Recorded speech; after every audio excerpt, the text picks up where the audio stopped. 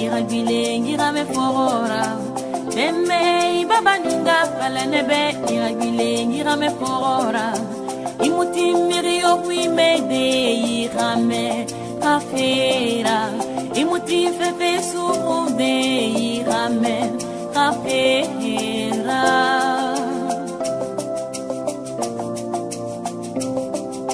Chers amis téléspectateurs de la CIR-TV, bonjour. Vous êtes sur Manège du Savoir et bien évidemment, nous sommes dans une tournée tout à fait exceptionnelle à travers le monde entier. Nous sommes à Paris, en France et Paris nous donne l'opportunité de rencontrer de très grandes personnalités à l'instar du professeur Alain Tehindra Zanarivelo, je m'en sors bien, qui est professeur de neurologie à l'université d'Antananarive, CHU, ancien vice-premier ministre, ancien parlementaire, sénateur, panafricaniste confirmé, candidat aux dernières élections présidentielles. C'est un honneur de vous avoir sur le plateau de Manège de Savoir, professeur. Bonjour. Bonjour, monsieur Bilichot, c'est plutôt l'honneur est pour moi.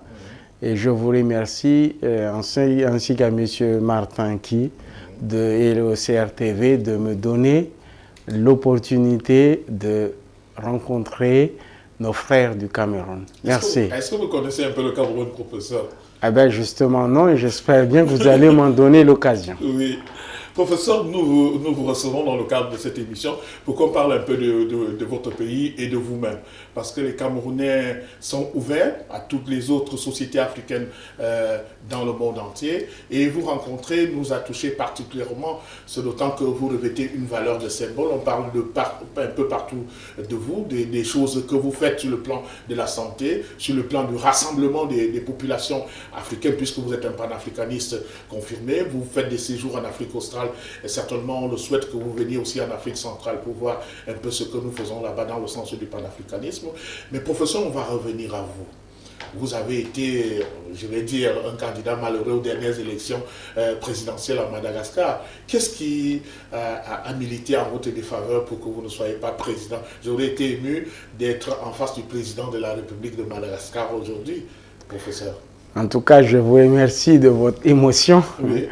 Mais vous savez, c'est une façon de dire un candidat malheureux. Oui. Je pense que pouvoir essayer de convaincre ses compatriotes à ses idées, à ses convictions, c'est une chance extraordinaire, c'est une joie. Et je pense que, quels que soient les résultats, le fait de pouvoir participer, c'est très, très important. Et je peux témoigner que toutes les personnes qui ont vécu ça, ça vous change, ça vous attache un peu plus à votre pays, ça vous attache un peu plus à votre continent, parce que ce n'est pas une entreprise que vous faites tout seul, c'est quelque chose que vous faites en équipe. Et aujourd'hui, l'équipe, c'est le continent et c'est la diaspora. Ce n'est pas que les compatriotes, et il y a beaucoup de Camerounais d'ailleurs dans cette équipe. Merci, merci professeur. Qu'est-ce que vous pensez, avec le recul, en tant que professeur, en tant qu'homme politique, les troubles que Madagascar a connus de 2002 à 2009, est-ce qu'avec l'analyse et le recul aujourd'hui, au regard de la calmie qui règne maintenant, on sort des élections présidentielles, vous avez le sentiment, vous en tant qu'homme politique, en tant que professeur de médecine, je prends votre personnalité globale, que nous sortons déjà véritablement de ces zones troubles et que le bout du tunnel nous confirme une certaine sérénité permanente du côté de Madagascar. Ah non, ce n'est que le début en fait. Oui. Vous savez, l'histoire de notre continent et tous nos pays passent par ces moments-là. Pendant, je dirais, 50 ans, il a fallu s'orienter essentiellement à la mise en place des infrastructures. Et après, on a commencé à mettre en place les institutions visibles, telles que gouvernement, parlement, et puis on essaye d'en rester là. Et quand je vois notre pays, pendant ces 5 années de transition difficiles, et au sortir des élections, et nous étions plusieurs candidats aux élections, on s'est rendu compte que ce qu'il faut construire, c'est les institutions non visibles.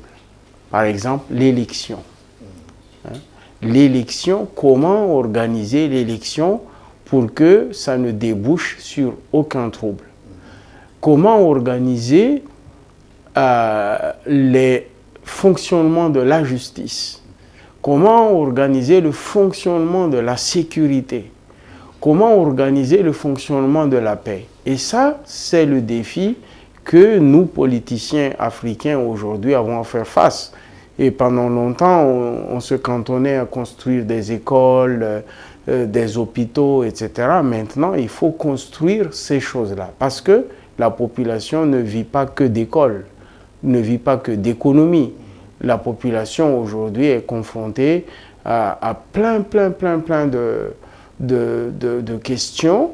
Et comme la jeunesse constitue 70% de nos populations, c'est les jeunes qui nous posent ces questions-là. Et je pense que c'est la partie justement la plus intéressante, parce que cette partie-là, elle est transnationale. Je suis sûr qu'au Cameroun, les jeunes politiciens comme moi du Cameroun se posent la même question. Comment faire en sorte que toutes ces institutions, entre guillemets, de la démocratie, deviennent la norme, que deviennent l'obligation pour les politiciens. Oui.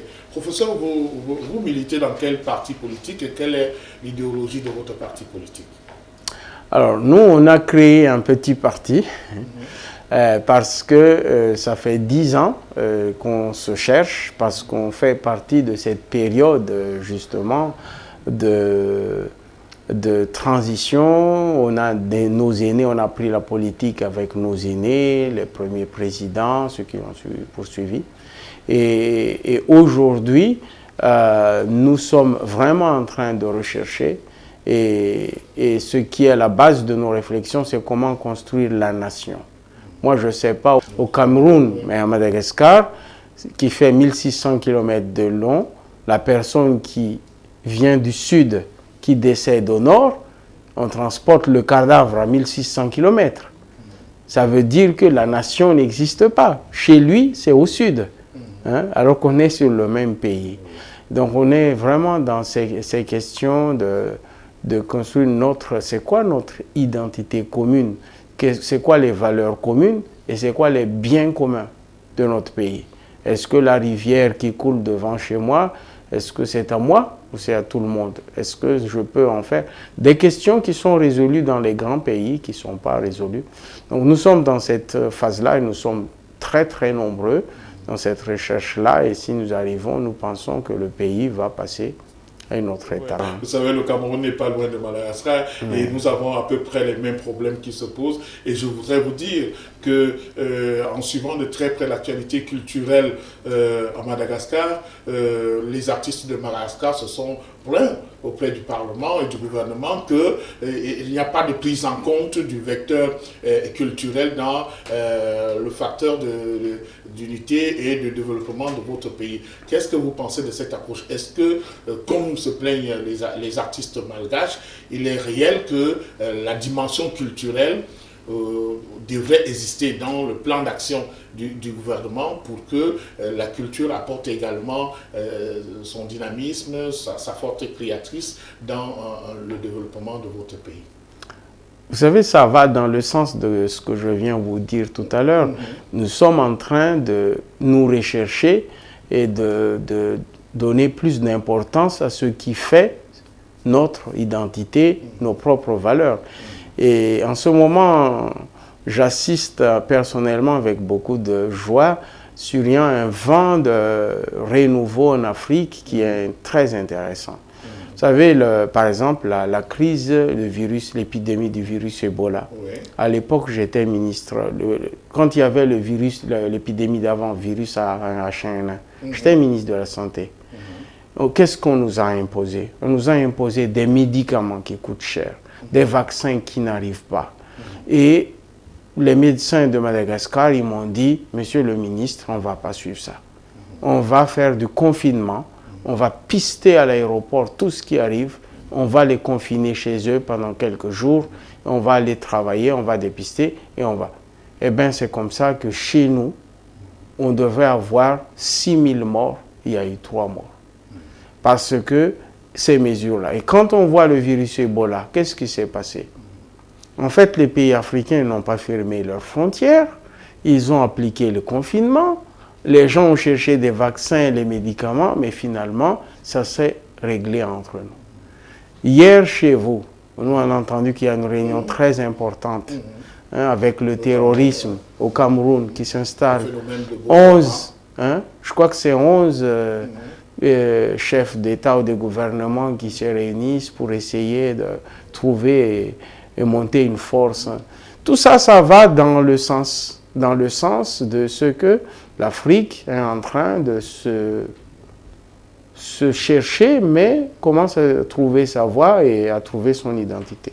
Et donc, ces députés chez nous, c'est dans le même style. Il n'y a pas que les politiciens, il y a la société civile. Et si tout le monde s'y met, je pense qu'on va y arriver.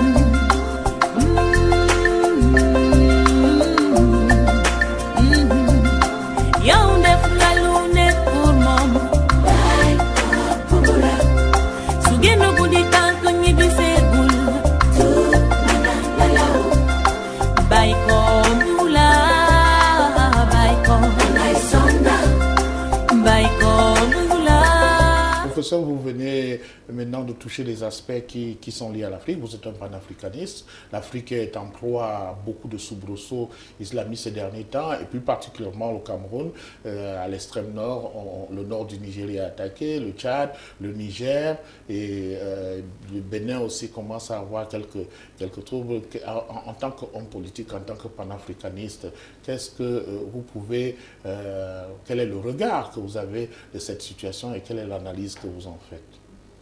D'abord, nous sommes solidaires du peuple camerounais parce qu'on a vu qu'il y a des gens qui ont perdu leur vie et il y a des militaires qui perdent leur vie pour défendre tout le monde. Et sachez que ce que vous défendez, ce n'est pas que le Cameroun, c'est toute l'Afrique, c'est tout le continent qui est en jeu parce que ce qui se passe chez vous, c'est ce qui est en train aussi de se passer chez nous. Bon, ce n'est pas encore à ce niveau-là, mais le problème existe. Et donc, les solutions que vous trouvez, ce seront les solutions qui arrivent chez nous. Alors, mais c'est vrai que c'est un problème que nous, de loin, on a du mal à comprendre. Comment se fait-il que... d'où vient le problème? Où est la solution?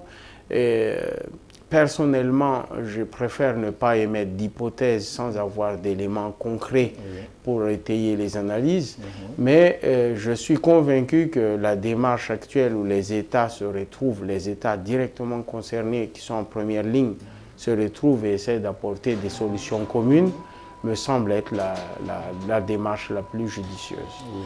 Qu'est-ce que vous pensez de l'instrument que les hommes politiques africains aujourd'hui qui s'appelle l'Union africaine? Est-ce que vous sentez suffisamment l'implication de l'Union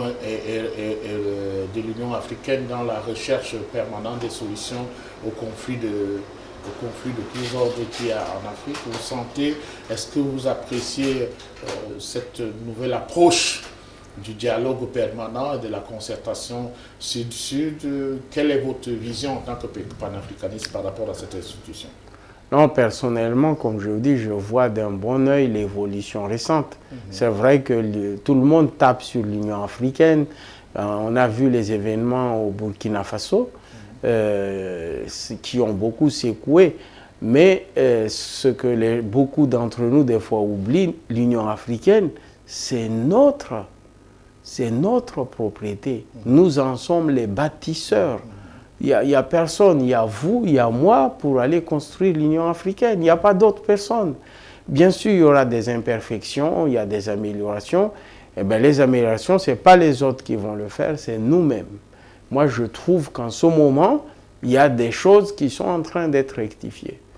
Et je vous ai donné des exemples et puis j'espère que ça va s'intensifier. J'ai toujours dit pourquoi l'OMS, le siège se trouve à Genève. J'ai jamais compris. J'ai été pendant des années un expert non permanent de l'OMS Et quand je vois que la majorité des problèmes qu'ils traitent se passent en Afrique, ben, je n'ai pas compris pourquoi le siège n'est pas en Afrique.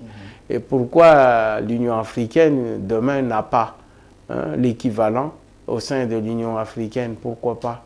Et qu'on délègue complètement à l'Union africaine des problèmes qui, aujourd'hui, majoritairement, touchent les Africains. Donc il y a des pistes de réflexion, il y a du travail, mais je pense que nous sommes sur la bonne voie. Après, il y a le financement il faut qu'on soit autonome, il faut qu'on se finance nous-mêmes. Sinon, on ne prendra jamais au sérieux. C'est facile à dire, tous les pays sont en difficulté, à commencer par le mien, mais à un moment, je pense qu'on devrait trouver un moyen de financer nous-mêmes notre union. Professeur, est-ce que c'est ça qui justifie votre présence dans le think tank de la diaspora? Parce qu'on sait que dans le club élite, vous avez un rôle fondamental, puisque vous êtes un des animateurs de ce forum des élites africaines ici dans la diaspora. Est-ce que c'est ça qui justifie et qui vous motive à défendre la cause africaine dans l'élite de la diaspora africaine ici à Paris? C'est plutôt l'élite qui me motive, parce qu'on était tous ici, et je crois que je suis le seul à être retourné au pays.